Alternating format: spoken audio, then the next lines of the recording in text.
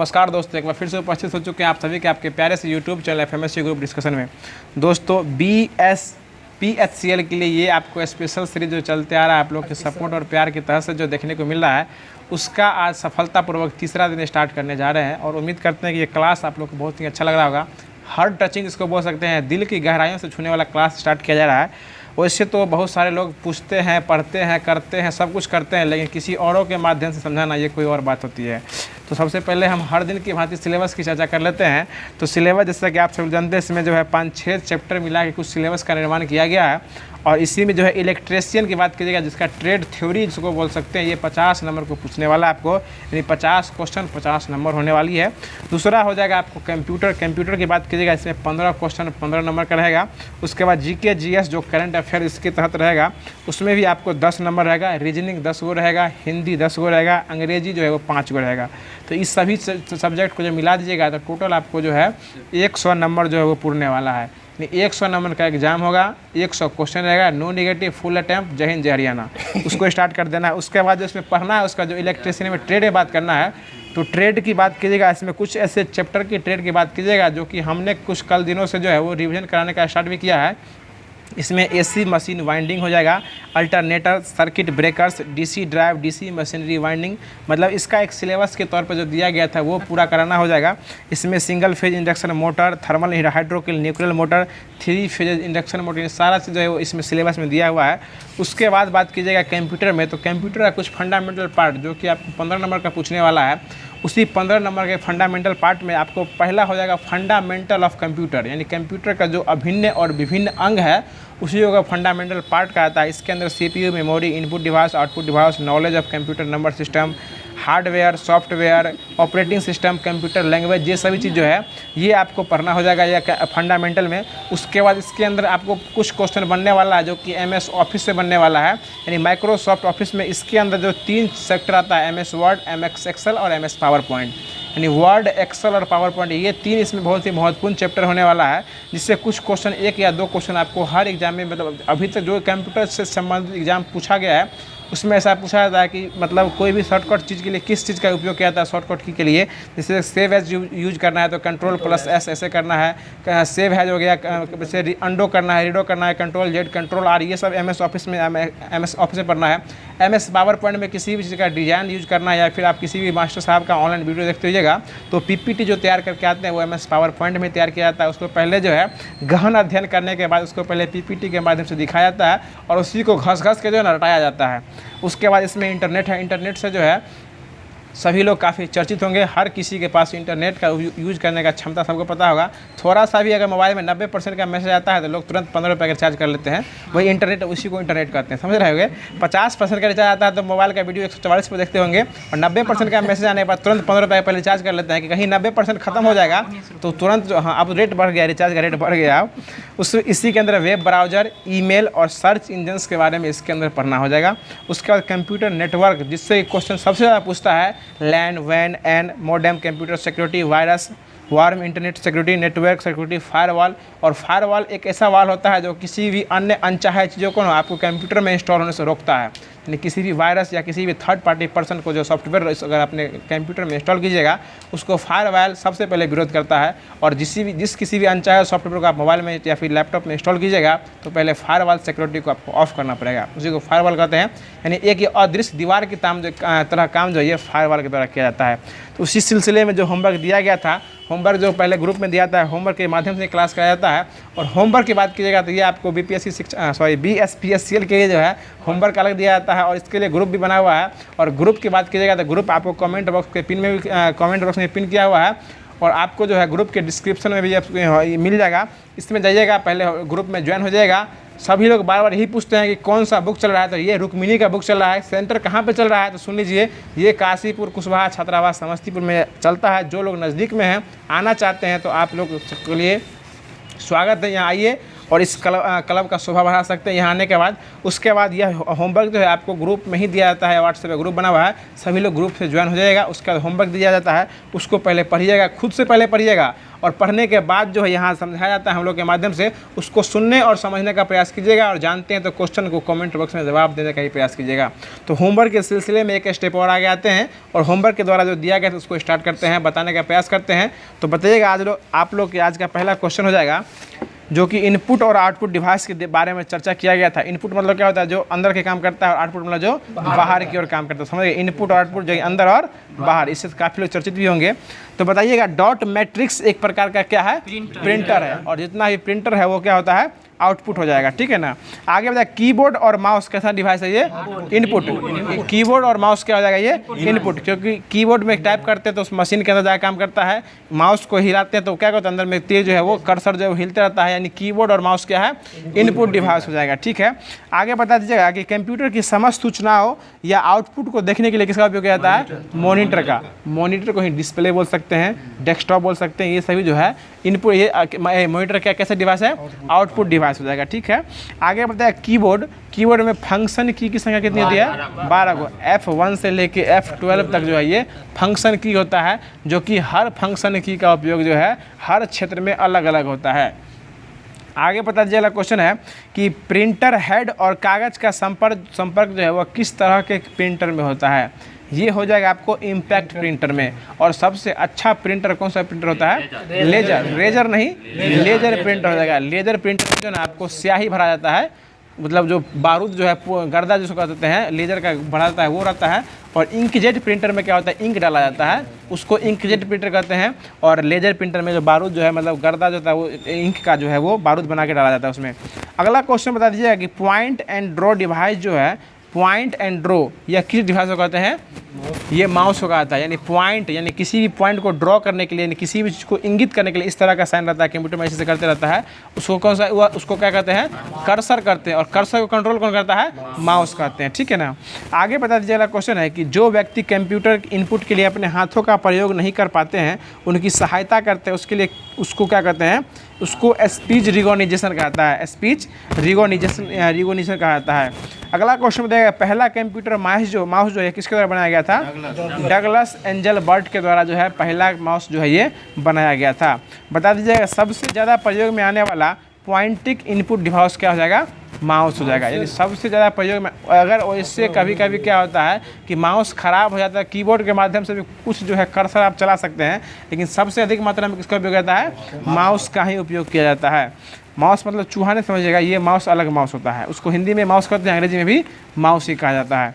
आगे बता दीजिए, कंप्यूटर के सभी प्राथमिक डिवाइस में आउटपुट डिवाइस कौन हो जाएगा, मॉनिटर। यानी प्राथमिक डिवाइस जो होता है, जो कि आपको कीबोर्ड, प्रिंटर, माउस, ये सबसे में मॉनिटर जो है ये कौन सा डिवाइस हो जाएगा, आउटपुट डिवाइस जो है वो हो जाएगा। अगला क्वेश्चन बता दीजिएगा कि वे डिवाइस जो जानकारी एंटर करती है और कंप्यूटर के साथ कम्युनिकेट करने को देती है, उसको कौन सा डिवाइस कहते हैं, इनपुट डिवाइस। इनपुट और आउटपुट में जवाब देना है, ये कौन सा डिवाइस हो जाएगा, इनपुट डिवाइस हो जाएगा। बताइएगा, आउटपुट और इनपुट डिवाइस यह दोनों हो, ये इसका नाम क्या हो जाएगा, मोडेम। मोडेम इनपुट और आउटपुट दोनों हो जाएगा। यानी एक ऐसा डिवाइस का नाम बताइए जो इनपुट और आउटपुट दोनों, तो कौन हो जाएगा, मोडेम हो जाएगा। ठीक है। आगे पता चला क्वेश्चन है कि डॉट पिंच रिजोल्यूशन और रिफ्रेश रेट की सहायता पहचान जो है वो किससे किया जाता है, यह मॉनिटर की गुणवत्ता के लिए किया जाता है। इसमें सुन लीजिएगा, डी डॉट पिंच रिजोल्यूशन और रिफ्रेश सेट की पहचान जो किसके लिए किया जाता है, मॉनिटर की गुणवत्ता के लिए। चेक करते हैं मॉनिटर खरीदने से पहले कि कितना रेजोल्यूशन का है, कितना DPI का है, कितना अच्छा पिक्चर क्वालिटी देगा, कितना इंची का है, ये सब चेक किस में करते हैं, मॉनिटर में किया जाता है। आगे बता दीजिएगा क्वेश्चन है, किसी भी कंप्यूटर सिस्टम में यूजर का सीधा संबंध जो है वह किस डिवाइस से रहता है, इनपुट और आउटपुट दोनों से रहता है। इनपुट और आउटपुट दोनों से यूजर का सीधा संबंध। अगर किसी भी चीज़ को हमको प्रिंट निकालना है तो सबसे पहले माउस से हम MS वर्ड खोलेंगे, उसके बाद कंप्यूटर्स में उसमें कीबोर्ड से उसमें इनपुट करेंगे और आउटपुट किससे करेंगे, प्रिंटर के माध्यम से करेंगे। यानी किसी भी चीज़ को दिखाने और लिखने के लिए किसका उपयोग होता है, इनपुट और आउटपुट दोनों का जो उपयोग जो है वो किया जाता है। आगे बता दीजिए, अगला क्वेश्चन है कि किसी डाटा में 0 से 9 तक के अंकों का प्रयोग जो है किस डाटा के, इसको कौन सा डाटा कहा जाता है, संख्यात्मक। बाइनरी 0 और 1 होता है, और 0 से लेकर वही नॉमिकल डाटा, संख्यात्मक डाटा 0 से लेकर 9 तक जो है वो संख्यात्मक डाटा कहलाता है। अगला क्वेश्चन बताइएगा कि डाटा जो है, डाटा यह किस रूप में हो सकता है, या लिखित और अलिखित दोनों रूप में रहता है। डाटा जो लिखित और अलिखित दोनों रूप में डाटा जो है ये रहता है। अगला क्वेश्चन हमको ये बता दीजिएगा कि OCR में सी का पूरा नाम क्या हो जाएगा? कैरेक्टर। OCR में फुल फॉर्म में सी का मतलब क्या हो जाएगा? कैरेक्टर हो जाएगा। अगला क्वेश्चन बता दीजिएगा कि कंप्यूटर में UPS इसका पूरा नाम क्या हो जाएगा? हाँ, अनट्रिप्ड पावर सप्लाई, यानी आकस्मिक पावर सप्लाई देना, यानी अचानक लाइन कट जाता है तो किसका उपयोग किया जाता है? UPS का, UPC नहीं, UPSC नहीं, UPS का उपयोग किया जाता है। यानी कुछ समय के लिए जो है उसको कंट्रोल करने के लिए कंप्यूटर में UPS का उपयोग किया जाता है। UPS एक प्रकार का बैटरी होता है, ठीक है ना। अगला क्वेश्चन बता दीजिएगा कि अगला क्वेश्चन हो जाएगा कि दो कंप्यूटर के बीच संबंध बनाने वाली तकनीक को क्या कहा जाता है? नेटवर्क कहा जाता है। दो चीज़ों कंप्यूटरों के बीच जो है ये संबंध बनाने की तकनीक क्या कहलाती है? नेटवर्क कहलाती है। अगला क्वेश्चन बताएगा कंप्यूटर पर काम करने के लिए मुख्यतः किसकी जरूरत पड़ती है? हार्डवेयर और सॉफ्टवेयर दोनों का उपयोग जो है करता है। ये हार्डवेयर और सॉफ्टवेयर का उपयोग कहाँ करते हैं? कंप्यूटर में मुख्य रूप से काम करने के लिए किया जाता है। अगला क्वेश्चन बताएगा CAD शब्द का संबंध जो है कंप्यूटर में किससे हो जाएगा? डिजाइन से, और इसका फुल फॉर्म भी वैसे होता है कंप्यूटर एडेड डिजाइन। क्या बात है सुधीर जी, बस जलवा यही बरकरार रखिएगा हमारे ऊपर, तो कुछ छत्र छाया कुछ औरों की तरह कुछ हम पे अलग अनुभूति होगी। आगे बता दीजिएगा क्वेश्चन हो जाएगा कि CRT इसका पूरा नाम क्या हो जाएगा? Cathode red tube. Cathode red tube, red नहीं, कैथोड रे ट्यूब हो जाएगा। आगे बता दीजिए वाला क्वेश्चन है कि दो कंप्यूटर को जोड़ने के लिए कौन सा कार्ड चाहिए? Network card. किसी भी दो कंप्यूटर को जोड़ने के लिए कौन सा कार्ड चाहिए? Network card. यानी बिना नेटवर्क के दो कंप्यूटर को जोड़ना जो है संभव नहीं हो जाएगा। अगला क्वेश्चन बताइएगा, अगला क्वेश्चन है कंप्यूटर में मुख्यतः कितने भाग होते हैं? 3 भाग होते हैं, ठीक है ना। बताइएगा अगला क्वेश्चन है कंप्यूटर पर कार्य करते समय लाइट कट जाने पर विद्युत की आपूर्ति करने वाला यंत्र क्या कहलाता है? UPS कहलाता है, ठीक है ना। UPSC नहीं, UPS कहलाता है। आपकी यूं ही मुस्कुराहट तो हमारे लिए क्या बोले। उसके बाद आगे बताया कंप्यूटर में कार्य करने की गति जो है इसको किससे मापा जाता है? मेगा हर्ट्ज में। मेगा हर्ट्ज यानी MBPS में जो है इसको मापा जाता है। अगला क्वेश्चन बताइएगा, अगला क्वेश्चन हो जाएगा कि कंप्यूटर तथा मनुष्य का संपर्क जो है किस किस से होता है? इनपुट और आउटपुट दोनों से होता है। हम शुरू में बताएं कि किसी भी चीज़ को अगर आपको नॉर्मली प्रिंट निकालना है सबसे पहले इनपुट डिवाइस का सहारा लीजिएगा और उसमें इनपुट करने के बाद जो आउटपुट डिवाइस का सहारा लीजिएगा। यानी किसी भी चीज़ को मानव और कंप्यूटर के बीच संपर्क बनाता है वो इनपुट और आउटपुट दोनों हो जाएगा, ठीक है ना। अगला क्वेश्चन बता दीजिएगा कि CD-ROM का उपयोग जो है किसके लिए किया जाता है? कॉम्पैक्ट डिस्क को रीड करने के लिए। CD-ROM का उपयोग किस लिए किया जाता है? कॉम्पैक्ट डिस्क को पढ़ने के लिए जो है CD-ROM का उपयोग जो है वो किया जाता है। देखते होइएगा जब भी उसमें हार्ड डिस्क का भी देखिएगा कंप्यूटर का, तो वो जैसे ही ऑन होता है ना तो उसमें पंखा चलने लगता है, ठीक है ना। और वो CD की तरह उसका हमेशा नचते रहता है। जब वो नचना बंद हो गया कंप्यूटर बंद हो जाएगा। जब वो नच रहा है इसका मतलब कंप्यूटर क्या है? जैसे ही कंप्यूटर को ऑन कीजिएगा कंप्यूटर ये नहीं समझ रहा है कि आप उस पर काम करिए या नहीं करिए, ऑन करके छोड़ दिए उससे मतलब नहीं है। वो हरदम अपना काम करवाने के लिए क्या होता है? एक्टिव रहता है। कि आप जैसे कंप्यूटर ऑन करके छोड़ दीजिएगा इसका ये मतलब नहीं है कि जब काम कीजिएगा तभी हार्ड डिस्क चालू होगा। वो ऑलवेज चालू रहता है। जैसे कंप्यूटर ऑफ कीजिएगा हार्ड डिस्क क्या होता है? ऑफ जो है वो हो जाता है। आगे पता चला क्वेश्चन हो जाएगा कि माइक्रोफोन जो है किस तरह का डिवाइस है? इनपुट है या आउटपुट है? इनपुट है। माइक्रोफोन जो जाएगा ये इनपुट डिवाइस हो जाएगा, ठीक है। आगे पता चलेगा अगला क्वेश्चन है कि IBM जो होती है ये विश्व की क्या है? सबसे बड़ी कंप्यूटर निर्माता कंपनी हो जाएगा। और इस IBM का पूरा नाम क्या हो जाएगा? हाँ, इंटरनेशनल बिजनेस मशीन जो है ये IBM का फुल फॉर्म हो जाएगा। और IBM एक प्रकार क्या है? विश्व का सबसे बड़ा कंप्यूटर कंपनी निर्माता हो जाएगा। आगे बता दीजिएगा फ्लॉपी डिस्क देखे होइएगा, नहीं देखे होगा देख लीजिएगा गूगल पर सर्च करके। फ्लॉपी डिस्क जो है यह किस काम के लिए आती है? इनपुट या आउटपुट? दोनों के लिए आती है। फ्लॉपी डिस्क जो है इनपुट और आउटपुट दोनों के लिए आती है। आगे बता दीजिए अगला क्वेश्चन है कंप्यूटर को बनाने वाले फिजिकल कंपोनेंट्स को क्या कहा जाता है? हार्डवेयर। यानी फिजिकल जिसको हम छू सकते हैं वो क्या हो जाएगा? हार्डवेयर हो जाएगा, ठीक है। आगे बता दीजिएगा सर्वाधिक उपयोग करने वाला इनपुट डिवाइस क्या हो जाएगा? कीबोर्ड और माउस दोनों। यानी सबसे अधिक यूज करने वाला कीबोर्ड और माउस जो है वो दोनों हो जाएगा। आगे बता दीजिएगा कि जिस कंप्यूटर के किसी कंपोनेंट को जिससे आप छू सकते हैं वो क्या कहलाता है? हार्डवेयर कहलाता है। बता दीजिएगा दो पॉइंटिंग डिवाइस का नाम बताइए, क्या क्या हो जाएगा? दो पॉइंटिंग डिवाइस, एगो तो माउस हो जाएगा जो कि इंगित करता है, एगो लाइट पेन होता है, ठीक है ना। लाइट पेन जो गेमिंग के लिए आता है, गेम जब खेलिएगा ना तो लाइट पेन जो है वो किसी भी चीज़ को इंगित करने के लिए वो आता है, ठीक है। नहीं देखे होगा तो कभी गेम खेलेगा ना, जब कंप्यूटर पर ऑनलाइन लोग गेम खेलते हैं, गेम खेलने के लिए गाड़ी ड्राइवर के लिए एक जॉयस्टिक डिवाइस भी आता है, ठीक है, जॉयस्टिक भी आता है और एक लाइट पेन भी आता है। अगला क्वेश्चन बता दीजिए, अगला क्वेश्चन हो जाएगा कि इन्फॉर्मेशन इनपुट करने के लिए आप कीबोर्ड या माउस जैसी किस डिवाइस का उपयोग कर सकते हैं, तो ये इनपुट डिवाइस हो जाएगा। इन्फॉर्मेशन को लिखने के लिए कीबोर्ड और माउस का उपयोग जो करते हैं, यह किस प्रकार का डिवाइस हो जाएगा, इनपुट डिवाइस हो जाएगा। बता दीजिएगा टैब की का उपयोग जो है किसके लिए किया जाता है, पैराग्राफ चेंज करने के लिए, ठीक है ना। हाँ, टैब जो है ये पैराग्राफ इंडेंट करने के लिए टैब, देखिए ऐसे टैब जो होता है ना वो लंबी स्पेस रहती है, टैब को एक छोटे रूप में कर सकते हैं, लंबा स्पेस को क्या कहते हैं, टैब कर सकते हैं। छोटे एक बार स्पेस होता है, अरे टैब बटन जो होता है, टैब बटन की बात बोल रहे हैं, टैब सबसे छोटा होता है, स्पेस बड़ा होता है।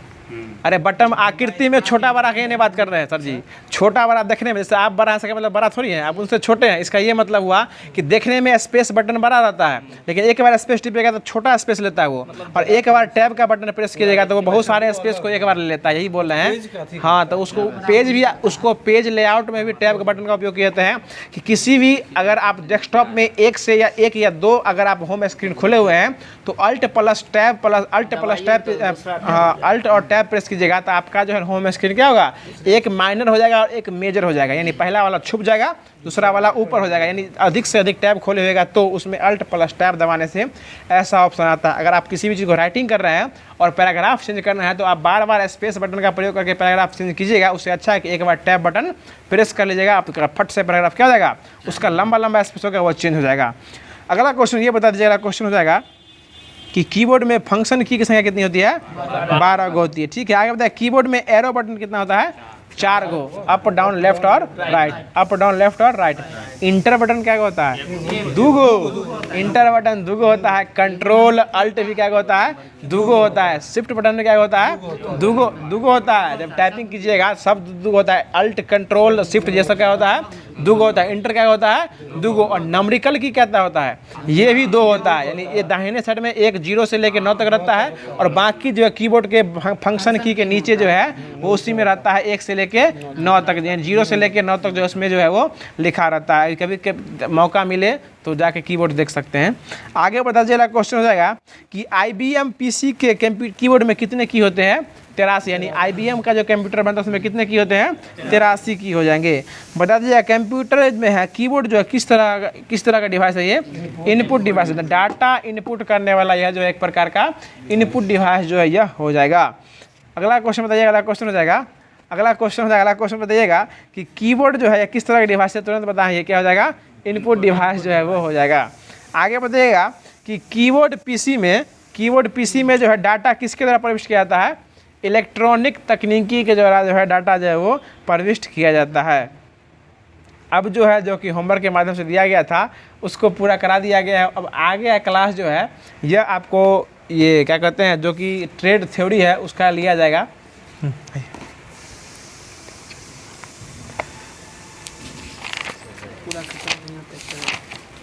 होमवर्क कहाँ लग दिए थे, मतलब थ्योरी पूरा खत्म करें कल के चलते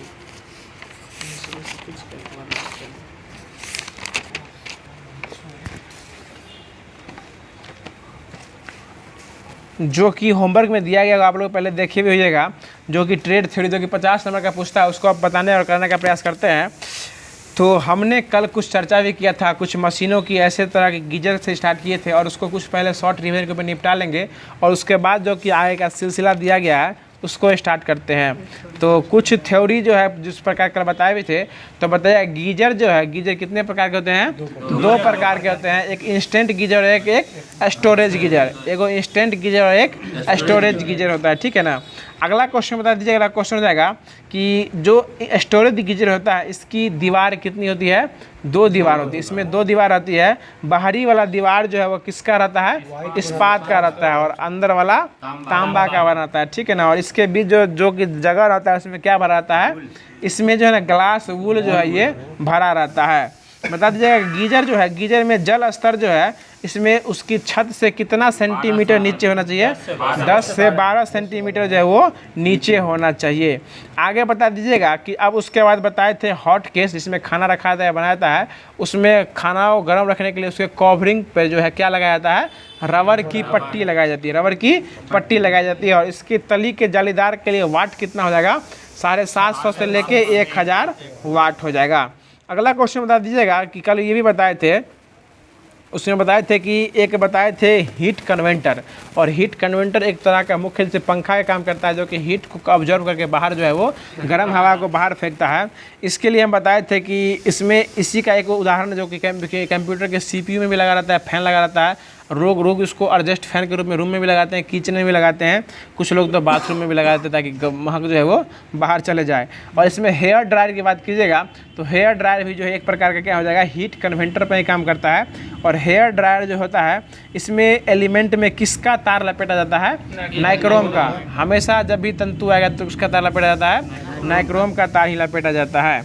आगे बता जाए इसमें जो है ना एक स्विच रहता है, जो कि जिसको दबाने से क्या होता है? उपकरण चालू हो जाता है और वो कैसा हवा फेंकता है? गर्म हवा, ताकि वो क्या होता है? बाल को सुखाता है। यानी यह बाल किसके बाल को सुखाता है? स्त्रियों के गीले बालों को जो है वो सुखाने का काम करता है। और ये वैद्युत उपकरण जो है, हाँ, जेंट्स का बाल तो एक बार रगड़ दीजिए सूख जाता है। हाँ, अगला क्वेश्चन बता दीजिएगा कि इसमें जो हम ये बता भी दिए थे, और ये परमानेंट मैग्नेट जो है इसमें DC मोटर में लगा रहता है। अब इसके बाद जो होमवर्क दिया गया था आपको आगे का, इसके बाद कराया जाता है, इसमें दिया गया था विद्युत पंखा। और पंखा से सभी लोग अवगत होंगे, घर के यूज में होगा। आप देख रहे हैं ऊपर भी लटक रहा है, वही पंखा ही है। तो बता दीजिएगा पंखा जो है यह किस ऊर्जा को किस में बदलता है? विद्युत ऊर्जा को यांत्रिक ऊर्जा में, विद्युत ऊर्जा को यांत्रिक ऊर्जा में बदलता है। अब देखिए पंखा बनाना हम सिखाते हैं भी आपको, कैसे पंखा बनाइएगा। सो कभी कभी जो है ना मास्टर साहब मिस्त्री बन जाते हैं, तो पंखा देखिए कैसे बनेगा। सो विद्युत पंखा जो है इसके अंदर जो है मुख्य रूप से क्या रहता है जिसके कारण वो पंखा नचते रहता है? मोटर, विद्युत मोटर रहता है। वह मोटर के कारण क्या करता है? पंखा नचता है। कॉइल से सारी स्पीड पकड़ता है, नचाने का काम कौन करता है? ये मोटर करता है। एगो कॉइल नचाएगा तो पंखा एगो पंखी नचाएगा। खाली जितना हार्ड कॉइल से बनेगा पंखा का स्पीड जो है वो, और उतना स्पिन जो है उतना पंखा अच्छा करेगा, ठीक है ना।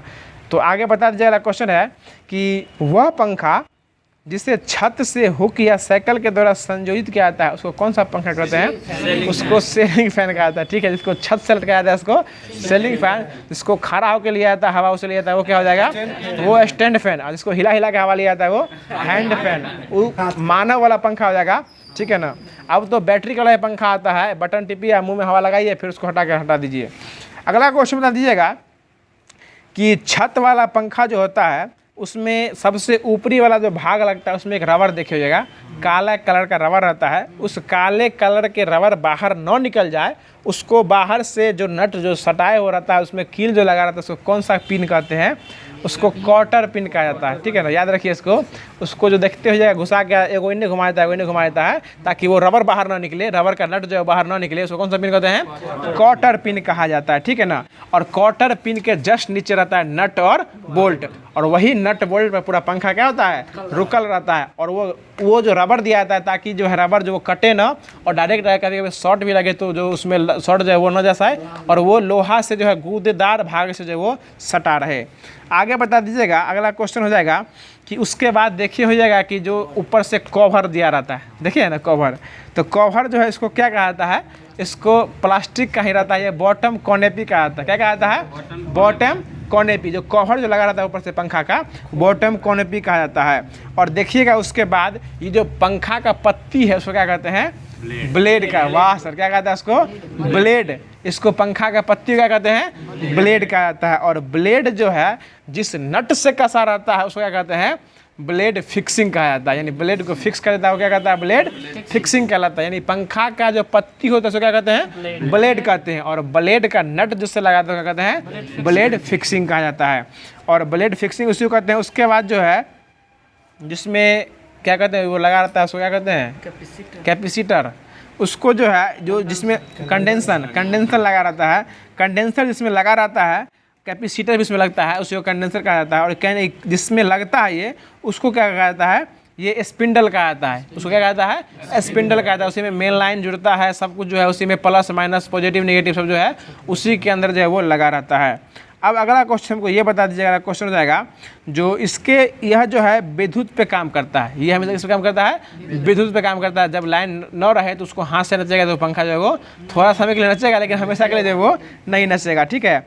अब देखिए इसमें क्या होता है कि single phase AC ceiling fan में किसी कमरे में छत से लटके हुए रॉड से कसा हुआ रहता है और यह भाग जो है रोटर के अंदर अवस्थित होता है। यही बात हम जो ये बताए हैं, यही बात लिखित रूप में इसमें दिए हुए हैं जो ये बताए हैं। इसमें दो प्रकार की वाइंडिंग जो की जाती है, एक स्टार्टिंग वाइंडिंग और एक रनिंग वाइंडिंग होती है। इसमें कितने प्रकार की वाइंडिंग होती है, दो प्रकार की वाइंडिंग होती है, एक स्टार्टिंग वाइंडिंग और एक रनिंग वाइंडिंग जो है वो कराया जाता है।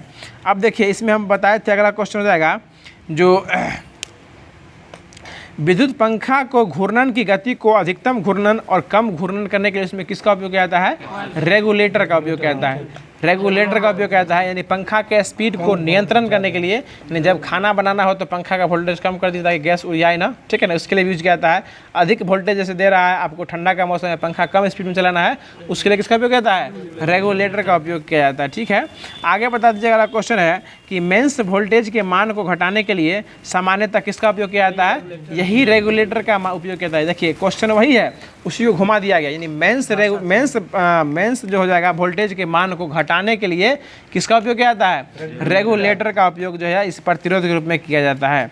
अब देखिए इसके बाद जो अगला क्वेश्चन बता दीजिएगा कि रेगुलेटर की विद्युत में खपत कितनी होती है, नगण्य के बराबर होती है। रेगुलेटर लगाने से विद्युत का खपत क्या होता है, नगण्य। इसका ये मतलब है कि रेगुलेटर लगा दिए तो विद्युत का बिल ज़्यादा आएगा, इसका ये उद्देश्य जो है वो नहीं होने वाले हैं। जितना रेगुलेटर लगाएगा विद्युत का खपत जो है वो नहीं के बराबर, नगण्य जो है ये माना गया है। अतः पंखा की गति को कम या ज़्यादा करने के लिए किसका उपयोग करते हैं, रेगुलेटर का उपयोग करते हैं। रेगुलेटर का यूज करने से वोल्टेज घटता है, क्या कहते हैं, बिल बढ़ता भी है, वो नहीं बढ़ता है, ठीक है।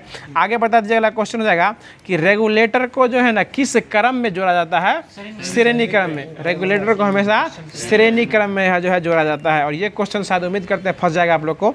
अगला क्वेश्चन बता दीजिएगा कि किस का उपयोग जो है आरोपित मेंस वोल्टेज को घटाकर उसकी घूर्णन गति को कम किया जाता है, तो ये भी क्या हो जाएगा, रेगुलेटर ही हो जाएगा। ये सभी इसका उपयोग हम उस समय से आपसे पूछ रहे थे कि इसका मुख्यतः उपयोग जो है वो कहाँ किया जाता है। और ये बता दीजिएगा रेगुलेटर जो है यह किस क्रम में जाता है, श्रेणी क्रम में उपयोग जो इसका किया जाता है।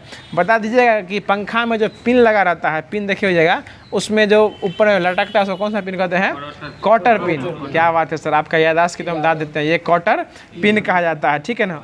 और उसमें जो रबर लगा रहता है तो क्या नाम कहते हैं, रबर साइकिल कहा जाता है। उसके बाद उसके नीचे क्या लगा रहता है, नट और बोल्ट लगा रहता है। उसके बाद क्या रहता है, पाइप रहता है। और उसके बाद जो ढक्कन रहता है तो क्या कहते हैं, बॉटम कैनोपी। उसके बाद पत्ती हो जाएगा, पत्ती को क्या कहते हैं, ब्लेड। और ब्लेड जिस स्क्रू से कसा रहता है उसको क्या कहते हैं, ब्लेड फिक्सिंग कहा जाता है। उम्मीद करते हैं समझ में आ गया पंखा कैसे बनाया जाता है ऊपर से, ठीक है ना।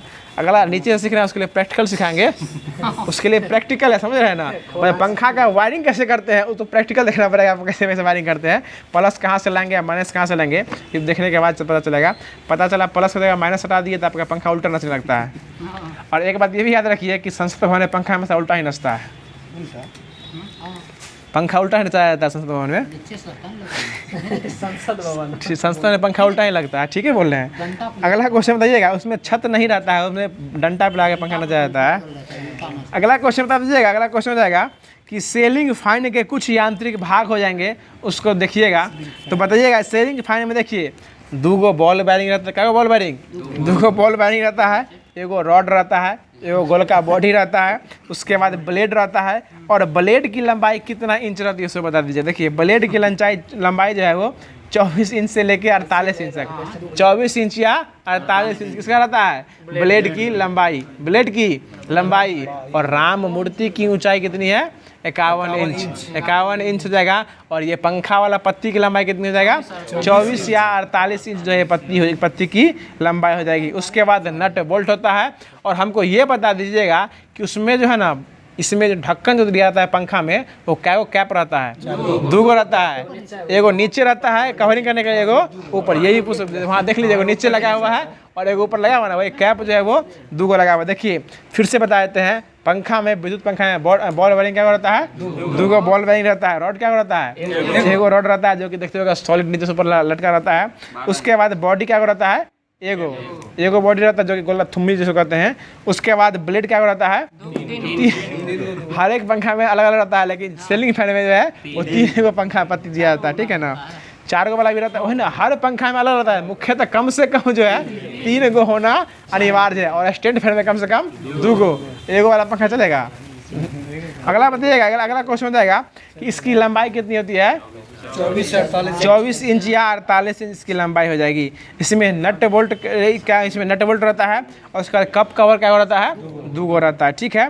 देखिए इसके बाद क्या होता है, जैसे ही जब सप्लाई से स्विच ऑन किया जाता है तो क्या होता है कि नियंत्रक को ऑन किया जाता है। इसके बाद मोटर के प्रारंभन में कुंडल में श्रेणी क्रम में जुड़ा हुआ कैपेसिटर जो है मोटर को पहले नचाता है। मतलब जैसे ही स्विच देते हैं तो वो श्रेणी क्रम से विद्युत धारा प्रवाहित होते हुए विद्युत मोटर क्या करता है, पहले नचाता है। तो विद्युत मोटर नचता है तो उसका जो बॉडी रहता है वो नचता है, और बॉडी में क्या लगा रहता है, ब्लेड। और क्या होता है, ब्लेड नचता है, और जैसे ही ब्लेड नचता है तो क्या होता है, हवा देता है। समझ गए ना। ये इसका जो है विद्युत पंखा का एक तरह से प्रोसेस जो है। अब तक उम्मीद करते हैं हम जो हमारे द्वारा जो बोला गया है वो आप लोगों को समझ में आ गया होगा। अब इसके बाद आते हैं स्टैंड फैन। समझ रहे हैं ना। उम्मीद करते हैं स्टैंड फैन सबके पास होगा, देखे भी होंगे। तो स्टैंड फैन में आते हैं। इसमें स्टैंड फैन जो है और विद्युत का जो सीलिंग फैन है, ये उपयोगिता के आधार पर इसका उपयोग जो है वो किया जाता है। जब जहाँ पर जिसका उपयोग हो वहाँ पर आप, जैसे आप खुले वातावरण में जा रहे हैं तो वहाँ सीलिंग फैन जो है वो आपको काम नहीं करेगा, लेकिन वहाँ कौन सा काम बनेगा, स्टैंड फैन ही काम करेगा। और स्टैंड फैन भी अलग अलग आता है, मतलब कोई बड़ा रहता है, वो टेबल फैन भी आता है, टेबल पर रहने वाला भी आता है, वो स्टैंड फैन जो है खड़ा होकर भी हवा आता है वो भी आता है। एक और आपको फैन रहता है जो कि आपको वॉल फैन जिसको बोल सकते हैं, जो कि एयर क्लीनर का काम करता है, वो भी उसी को फैन कहा जाता है, ठीक है ना। इसको एग्जॉस्ट फैन भी कहा जाता है, ठीक है ना। अगला क्वेश्चन बता दीजिए। अगला क्वेश्चन हो जाएगा कि टेबल फैन में अब आते हैं, ठीक है ना। टेबल फैन की कुछ चर्चा कर लेते हैं। सब सीलिंग फैन की बात हो गई तो टेबल फैन को भी छोड़ना ना गुजार ठहरेगा, ठीक है प्रिंस बाबू ना। तो बताइए, अगला क्वेश्चन है कि टेबल फैन में भी पत्ती कम से कम क्या रहती है, 2 गो। कम से कम क्या रहेगी पत्ती, यानी ब्लेड क्या रहेगी, 2 गो। अधिक से अधिक 3, 4, 5, 6 भी रहता है, ठीक है ना। लेकिन कम से कम क्या होना चाहिए, 2 गो होना चाहिए, ठीक है। इसके लिए इसके बाद जो इसके बैक कवर में जो है रेगुलेटर दिया जाता है। बैक कवर में क्या देता है, रेगुलेटर। धक ऐंठ दीजिए, स्पीड बढ़ जाएगा, कम कर दीजिए, स्पीड क्या होगा, कम हो जाएगा। उसके ऊपर जो एक नॉब दिया जाता है, इसको एक्सीलरेटर नॉब कहा जाता है, ठीक है। क्या कहता है उसको, एक्सीलरेटर नॉब। उस नॉब को खींच दीजिए, नचा दीजिए, पंखा एना करते रहेगा, ठीक है ना। मतलब जो चारों तरफ घूमता है जो है वो एक्सीलरेटर नॉब के माध्यम से घूमता है। एक बार नॉब टाइट कर दीजिएगा, जिन्हें में घूम जाएगा उन्हीं में हवा देगा, ठीक है ना। और उसको ढीला कर दीजिएगा, जिधर मुँह घुमाएगा उधर मुँह वो घूमते रहता है। उम्मीद करते हैं देखते हो जाएगा आप लोग बार बार। अब तो छोड़ी वाला भी आ गया, ठीक ना। जितना खींचेगा उतना कट हाँ, वो दीवार वाला भी आता है, ठीक है। अब देखिए उसके बाद बताइएगा कि पंखा के इन सारे यंत्रों को ढकने के लिए किसका उपयोग किया जाता है, कवर का, यानी बैक कवर का उपयोग किया जाता है। और उसके बाद सबसे नीचे जो क्या रहता है, पंखा में स्टैंड दिया रहता है। क्या रहता है, स्टैंड दिया रहता है, ठीक है। और ब्लेड जो है, यानी ब्लेड जो ब्लेड अभी पता है, अभी ब्लेड जिस पे नचता है, जो इतना वो ब्लेड रहता है ना, इसे ब्लेड लगा रहता है, वो जो जिस पे नचते रहता है उसको क्या कहते हैं, ब्लेड शैंक कहा जाता है। इसको ब्लेड शैंक, ठेठी भाषा में धूरा धूरी नहीं बोलना है, जो कि ट्रेड में दिया गया है वो पढ़ने का प्रयास करना है, समझ रहे ना। उसको क्या कहा जाता है, ब्लेड शैंक कहा जाता है, ब्लेड शैंक कहा जाता है, ठीक है ना। देखिए इसमें क्या होता है, इसका प्रयोग मुख्यतः मेज या स्टूल आदि पर रखकर जो है विद्युत पंखा के रूप में जो उपयोग जो है वो किया जाता है। और खुले वातावरण में अधिक से अधिक जो है इस पंखा का ही उपयोग किया। जैसे अगर आपको छत पर सोने का मन है तो पंखा को उल्टा करके छत पर दे जा सकते हैं। इसलिए क्या चाहिए, आपको टेबल फैन होना जरूरत है, ठीक है ना। आप थोड़ा सा सीधा हो जाएगा तो वो आगे हल्का आ जाएंगे, ठीक है ना। आपका लंबाई, आयतन और सब कुछ जो है ना अधिक है। अगला क्वेश्चन बता दीजिए, अगला क्वेश्चन हो जाएगा। देखिए इसके बाद बताइएगा कि इसके लिए जो है ना, यह घूमती जो है टेबल फैन जो घूमती है वो कितने डिग्री से लेकर कितने डिग्री तक घूम सकती है, हमको ये बता दीजिएगा। ये 90 से लेके 100 डिग्री तक, 100 तक डिग्री तक ही जो है वो घूम सकती है। 90 से लेके 100, इसमें जो दिया हुआ वही पढ़िए, 90 से लेके जो है 100 डिग्री तक ही जो है वो घूमती है, ठीक है ना। अब अगला क्वेश्चन बता दीजिए। अगला क्वेश्चन हो जाएगा कि उसके बाद देखते हो जाएगा जो आपके पास होता है केबिन फैन। एक देखिए ना, केबिन फैन, अगर छोटे मोटे केबिन, अगर आप देखिएगा ड्राइवर साहब को, तो ड्राइवर के केबिन में जो छोटा सा पंखा लगा रहता है, ठीक है, जो कि बैटरी से संचालित होता है, उसी को केबिन फैन कहा जाता है, ठीक है ना। इसकी संरचना भी सामान्यतः टेबल फैन की तरह से होती है, और इसको दीवार या कमरे में किसी नट बोल्ट या पेंच की सहायता से जो है वो कस दिया जाता है। देखते हुए केबिन में लगा देता है, जहाँ पर केबिन में नहीं देखे हैं जो रस्सी से खींचते नचते रहता है जो, उसी को केबिन फैन कहा जाता है, ठीक है ना। और यह जो है पेचों के द्वारा दीवार में छेद करके कस दिया जाता है। ये एक प्रकार का टेबल फैन का ही भाग है, लेकिन ये टेबल पर जो है वो नहीं रहता है, ये कहाँ रहता है, दीवार पर। ये केबिन फैन इसलिए कहा गया क्योंकि केबिन में इसका उपयोग जो है मुख्य रूप से किया जाता है। और इसका छोटा भाग जो है वो ड्राइवर अपने केबिन में यूज करते हैं पंखा को हवा लगाने के लिए। आगे बता देखिए, केबिन फैन का उपयोग बस, रेलगाड़ी, उसके बाद आदि में इसका उपयोग जो है वो किया जाता है। यह जो कि प्रायः 24 या 28 वोल्टेज डीसी का उपयोग जो है इससे प्रचलित किया जाता है। इससे जो है 24 या 28 वोल्टेज डीसी का उपयोग जो ये केबिन फैन से जो है वो किया जाता है। इसके बाद आता है आपको पेडस्टल फैन। पेडस्टल फैन आता है, जिसको सामान्यतः जो है आप लोग स्टैंड वाला पंखा कहते हैं। क्या कहते हैं, स्टैंड वाला पंखा जो कहते हैं पेडस्टल पंखा, जिसमें स्टैंड की लंबाई छोटा और बड़ा कर सकते हैं। गेहूं का दौनी उड़ाने में, क्या करते हैं, धान का ओलिया उड़ाने में, देखते हैं ना, धुआं उड़ाने में, पसाने में, ओसाने में इसका उपयोग जो है मुख्यतः किया जाता है। इसका मुख्य नाम हो जाएगा ठेठी में, गांव घर की भाषा में, स्टैंड फैन, और इसका वास्तविक नाम क्या हो जाएगा, पेडस्टल फैन हो जाएगा, ठीक है ना। क्या हो जाएगा, पेडस्टल फैन। देखिए हम फिर से बता देते हैं एक बार, सीलिंग फैन का उपयोग घर में छतों में लटका के उपयोग किया जाता है। टेबल फैन का उपयोग सामान्यतः टेबल पर रखे किया जाता है। और एक होता है केबिन फैन। टेबल फैन का एक भाग होता है केबिन फैन, जिसको दीवार में पेच की सहायता से कस के किया जाता है। और एक आता है पेडस्टल फैन, जिसको सामान्य बोलचाल के भाषा में क्या कहते हैं, स्टैंड फैन कहा जाता है, ठीक है। और इसका उपयोग, इसकी संरचना जो है, इसका स्टैंड लगभग 120 मीटर जो है क्या होता है, ऊंचा होता है। 120 सेंटीमीटर, मीटर नहीं, बहुत हो जाएगा, 120 मीटर बहुत हो जाएगा। 120 सेंटीमीटर जो है इसका सामान्यतः लंबाई होता है। यह थोड़ा भारी भी होता है। उषा का पंखा लीजिएगा बहुत भारी होगा, ठीक है। उसका बक्से इतना बड़ा रहता है, ठीक है। तूफान का लीजिएगा सस्ता पड़ेगा, 1000 में देता है, दिलवा देंगे। अगर आप क्वेश्चन बताइएगा, इसमें जो है ना, इसमें जो है 2 प्रकार का पंखे लगा रहता है। इसमें कितना बड़ा पंखा रहता है, 2 प्रकार। लेकिन देखिए तूफान का पंखा लीजिएगा ना तो कुछ दिन में हाहाने लगेगा, आवाज़ जो है वो बहुत ज़्यादा करता है, ये भी बात याद रखिएगा। ठीक है। अगला इसके बाद बताइएगा, इसके बाद आता है वायु निकास पंखा, जिसको शुद्ध हिंदी में वायु निकास पंखा कहा जाता है। और ठेठी भाषा में एग्जॉस्ट फैन भी जो है वो कहा जाता है। इसका सामान्यतः उपयोग कहाँ होता है आप लोग को पता होगा, अपने रूम से गर्म हवा को बाहर निकालने के लिए किया जाता है। अब इसके बाद, ये तो गरीब आदमी के लिए था, अब अमीरी में आते हैं, लोग कूलर का प्रयोग करते हैं। किसका प्रयोग करते हैं, कूलर का प्रयोग करते हैं। तो कूलर जो है ना, ये आपको स्टैंड पे लगा रहता है। एक आता है विंडो कूलर और एक आता है स्टैंड कूलर। विंडो कूलर को ही लोग, स्टैंड कूलर का ही लोग स्टैंड उड़ा के विंडो कूलर में भी अब लगा लेते हैं, ठीक है ना। लोग इतने होशियार हो चुके हैं कि स्टैंड कूलर खरीदते हैं, उसका स्टैंड उड़ा देते हैं, उसको विंडो में सेट कर देते हैं। देखिए याद रखिएगा इसको हमेशा। ग्रीष्म ऋतु में ठंडी हवा को पाने के लिए डेजर्ट कूलर का उपयोग किया जाता है। यानी जिस कूलर में पानी देते हैं और ठंडा ठंडा हवा आता है, उसको कौन सा कूलर कहते हैं, डेजर्ट कूलर कहा जाता है। इसका उपयोग घर, होटल, कार्यालय आदि सभी में जो है विद्युत पंखे के स्थान पर जो है वो किया जाता है। आगे बता दीजिए, अगला क्वेश्चन है कि इसमें मुख्यतः एक एग्जॉस्ट पंखा, एक वाटर लिफ्टिंग पंप लगा रहता है। यानी इसमें एक एग्जॉस्ट पंखा भी होता है जो कि हवा को, गर्म हवा को बाहर फेंकता है। एगो पानी डालने वाला पंप भी दिया रहता है, इसमें पाइप भी दिया रहता है। और एगो जो बाकी पंखी जो रहता है वो बाहर को हवा को ठंडा करने के लिए दिया जाता है। इसमें एग्जॉस्ट पंखे का आकार जो रहता है ये 38 से लेकर 45 सेंटीमीटर तक बीच रहता है। यानी इसका ऊंचाई लगभग जो है 14 इंच से लेकर 18 इंच तक रखा जाता है। और इसमें बॉक्स में लगा के, इसको ग्रिल लगा के कवरिंग करके जो अच्छे से दिया जाता है, जिसकी पत्तियां घूमकर वायु जो है वो हमें प्रदान किया करती है। यानी मतलब बात वही है कि हवा पंखे से देगा, हवा जो है वो ब्लेड से ही देगा, लेकिन उसको अच्छा से कवरिंग करके उसमें पाइप लगा के उसके अंदर ही एक एग्जॉस्ट फैन लगा दीजिएगा। देखिएगा जब भी डेजर्ट कूलर का उपयोग कीजिएगा तो डेजर्ट कूलर के आगे ठंडा हवा देता है और डेजर्ट कूलर के पीछे गर्म हवा देता है। इसमें 2 पंखे लगा देता है, पीछे वाला गर्म देता है और आगे वाला ठंडा, क्योंकि वो पीछे गर्म हवा को फेंक देता है और गर्म ठंडा हवा का कहता है खींच के जो है वो आगे देता है। इसके बाद आता है मिक्सर ग्राइंडर, जो कि होमवर्क में दिया भी गया था, आप लोग पढ़े भी होंगे। मिक्सर ग्राइंडर आता है। मिक्सर ग्राइंडर जो है वर्तमान में बोलचाल के भाषा में इसको मिक्सी मशीन भी कहते हैं और भोज में इसका उपयोग सबसे ज़्यादा किया जाता है। पहले लोग कूटने वाला मशीन का उपयोग करते थे जो कि लोहा का आता था, ढक ढक मारते रहते थे। हाँ, उससे अब लाख गुना अच्छा मिक्सिंग मशीन आ गया है। मिक्सिंग मशीन दीजिए, ऊपर ढक्कन टाइट कीजिए, धागे घुघरा दीजिए, ठीक है ना। आराम से जितना भी सामान है में अपना आपको जो है वो पिसा जाएगा। इसका उपयोग घरों में मुख्यतः मिल्क शेक बनाने में, मक्खन को अलग करने में, मसाला चटनी सबको कूटने में जो है इसका उपयोग जो है वो किया जाता है। इसको सामान्यतः इसका नाम मिक्स ग्राइंडर हो जाएगा, लेकिन बोल चाल की भाषा में क्या कहते हैं, मिक्सी मशीन जो है यह कहा जाता है। तो आज का क्लास जो होमवर्क के माध्यम से पूरा दिया गया था, इसको यहीं पे स्टॉप किया जाता है।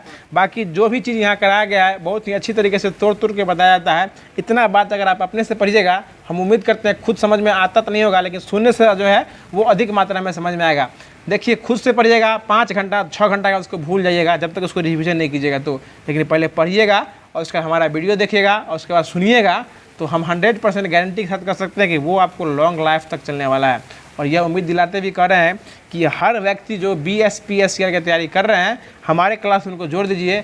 कम से कम नंबर से लेकर अधिक से अधिक नंबर लाने का जो है ना, हर एक दिन को जो होमवर्क के माध्यम से रूटीन दिया जाता है वो आपको पूरा करने का काम जो है ये आपको FMSC ग्रुप डिस्कशन जो है वो करने वाला है। तो वीडियो के अंत तक बने रहने के लिए आप सभी लोगों को हृदय की गहराई से धन्यवाद देना चाहते हैं कि आप सभी लोग वीडियो के अंत तक बने रहे। इसी तरीके से अपना प्यार और सपोर्ट हमारे ऊपर बनाए रखिएगा। हम जहाँ से हो सके अच्छे से अच्छे कंटेंट लाने का प्रयास जो है वो आप लोग के सामने हमेशा करते रहेंगे। तो फिर मिलते हैं इसके अगले सेशन में, इसके अगले वीडियो में। तब तक के लिए खुश रहिए, मुस्कुराते रहिए और हमारे इस FMSC चैनल को दबा के लाइक शेयर और सब्सक्राइब करते रहिए। धन्यवाद। जय हिंद, जय भारत।